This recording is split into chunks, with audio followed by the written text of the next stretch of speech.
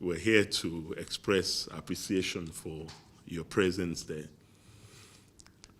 I recall also mentioning to you after that conference that we would like to come on account of our own colleagues who have sent us to you.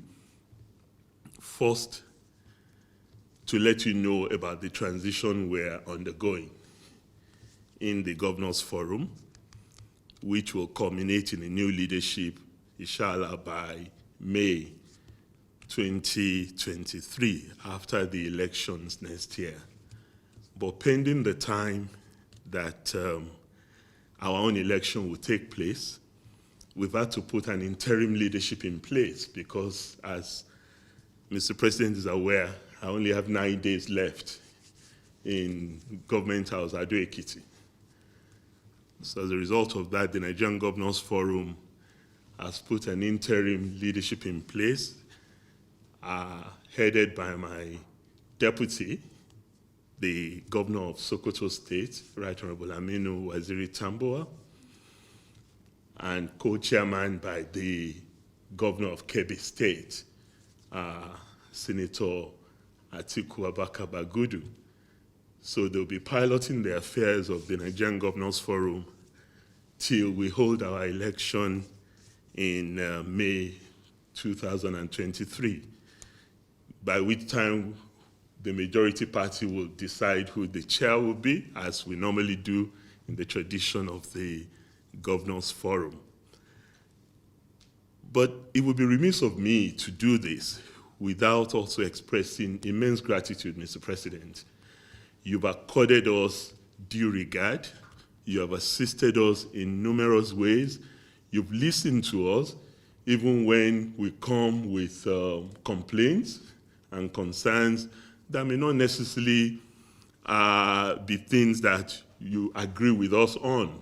You listen, you accommodate, you respond to us, and at all times, you are always there for us, responding to immediate challenges we have in our individual states, and also collectively when we bring our, more often than not, financial challenges to your desk.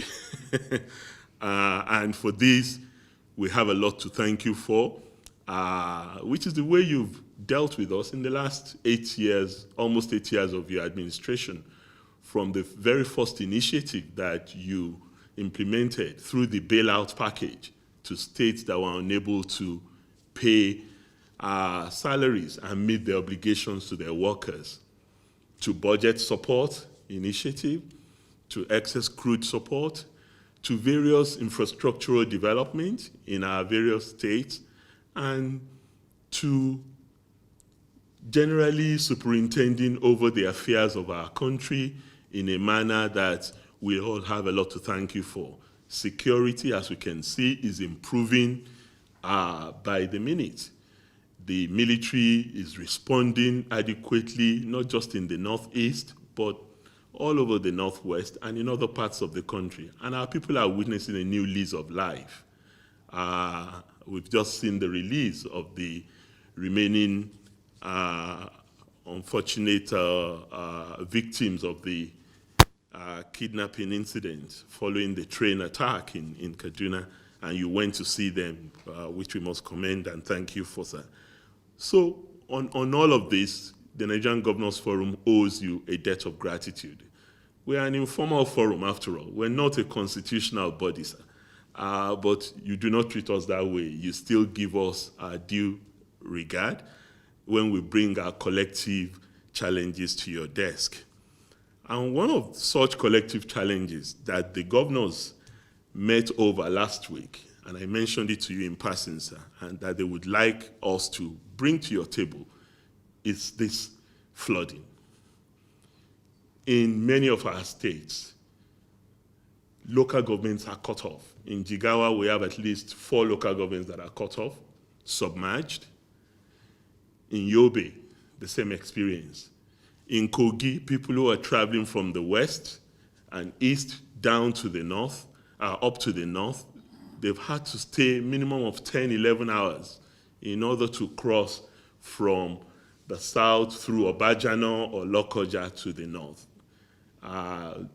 This is a problem for which we need your assistance and succors, because a lot of our people, farmlands, are experiencing this natural disaster, because this is not the fault of anyone, but it's as a result of climate change and issues that you have been most concerned about, for which you also just recently established the National Council on Climate Change and you even put us in the Nigerian Governors Forum on that council to be part of the processes. We feel this is the time that NEMA,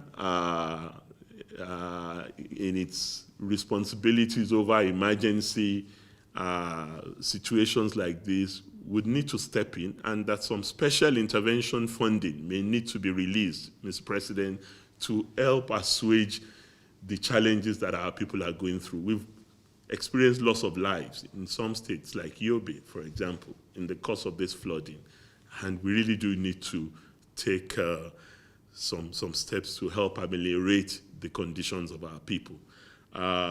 My brother governors may have one or two things to add to that, sir. But I thank you personally for your love and your support for me right from the time I came into your reckoning.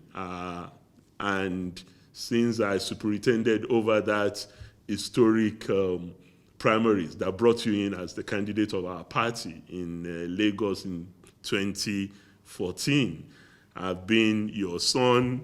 You've indulged me in many ways, and as the Holy Book says, there's always a time to start and a time to end.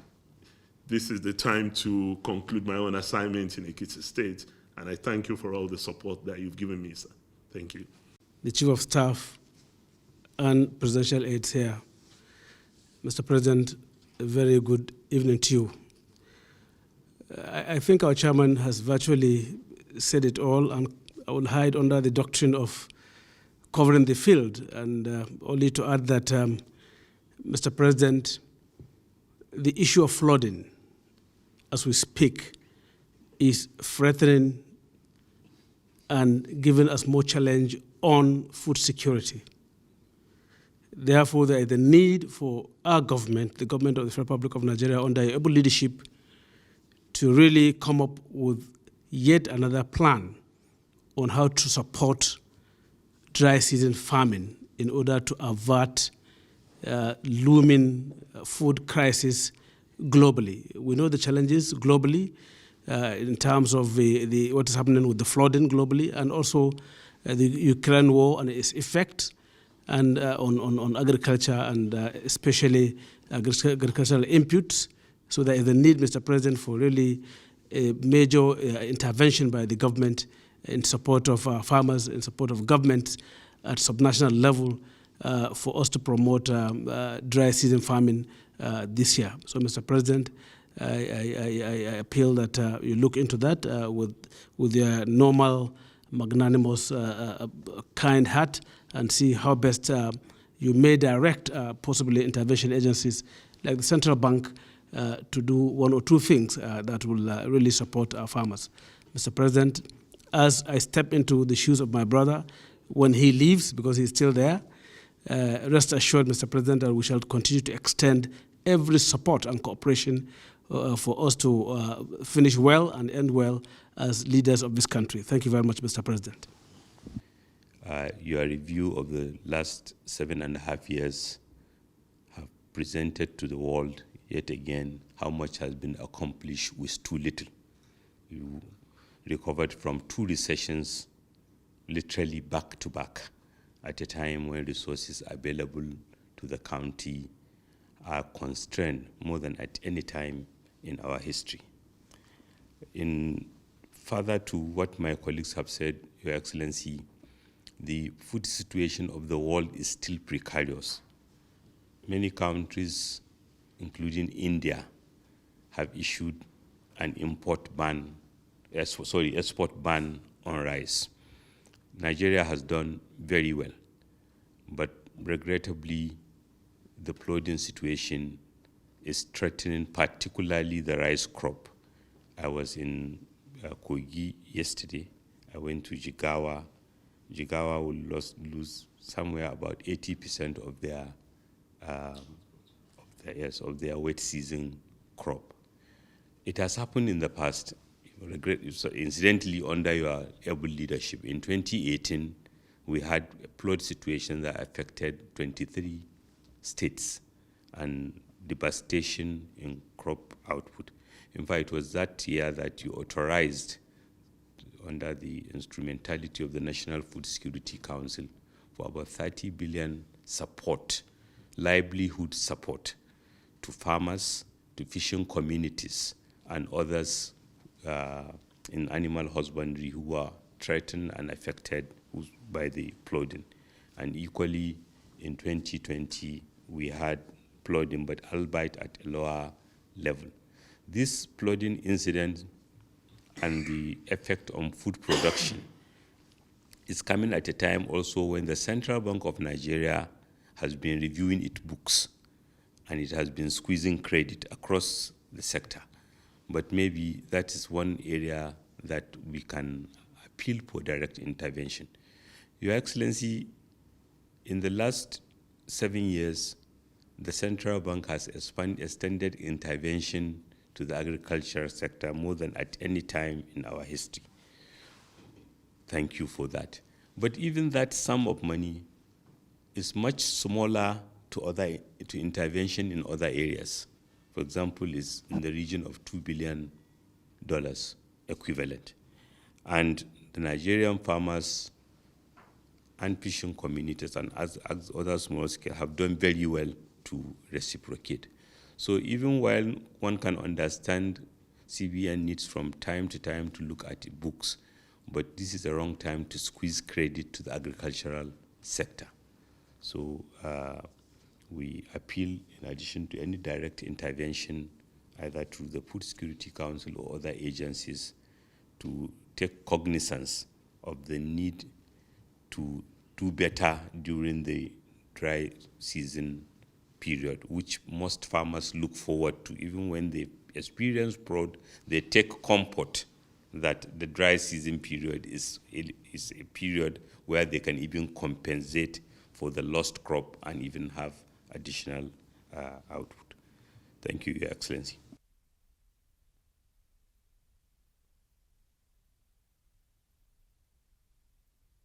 President, let me also join my